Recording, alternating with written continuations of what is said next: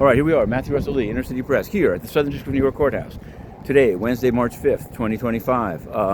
Now, we haven't talked about it in a while. In the Sean Combs Diddy docket, yesterday, the U.S. Attorney's Office filed its response to his motion to dismiss Count 3 as racist. It's the Mann Act, the Trafficking, White Slavery Act.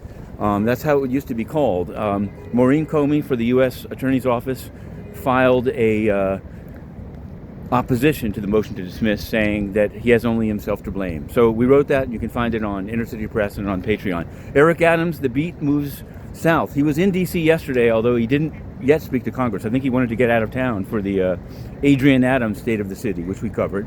But he'll be speaking today, quite shortly, in front of the Oversight Committee about sanctuary cities. So we'll be covering that, and then at 12:15, hope to be live tweeting, live Xing, skeeting, the hearing on NYC versus Trump. This is about the clawing back of money from the bank account that the Trump administration says was against an executive order spent on hotels for migrants, and the city says it was for work already done. Of course, the Roosevelt Hotel was owned by the government of Pakistan, it seems. Pakistan actually shouted out for praise for turning over, they say, one of the people behind the attack as the U.S. left Afghanistan. So all of these things come together. We'll get to the UN at the end of this, but there are other cases that we're covering. The Javis trial. Yesterday, her lawyer, Mr. Sullivan, said they have to be able to cross-examine on their big theory, which is that it's not that Chase thought it was going to get this great value in paying $175 million.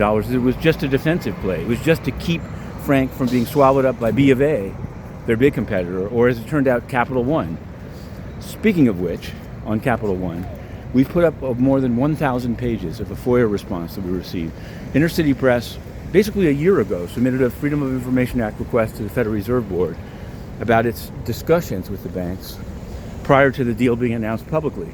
Now, they should have actually provided more than 1,000 pages because they cut off the response on the date of the request, even though they took a year to respond to it. But they did provide, a year later, a bunch of documents. This is one thing you can say about FOIA. It's can't often get the documents as quickly as you'd like, but it's worth staying on top, appealing constructive denials.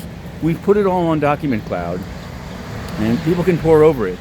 It basically shows incredible inappropriate access by Wachtell Lipton, the bank for Capital One, and directly to Fed senior staff, pretty much, I don't want to say pre-approving because it's taken a year, but making ex parte presentations about the merger. So you can draw your own conclusions about the Federal Reserve, but we put it up under FOIA.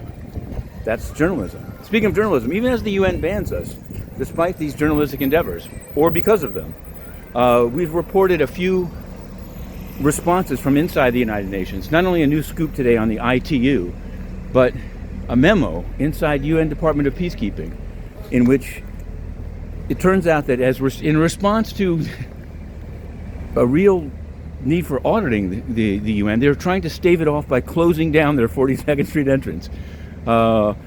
Maybe it's an interesting idea. Maybe it'll keep the auditors out. Who knows? They're closing that down. They're also saying that 10% less words in their reports. I don't think this is going to be enough saving, frankly.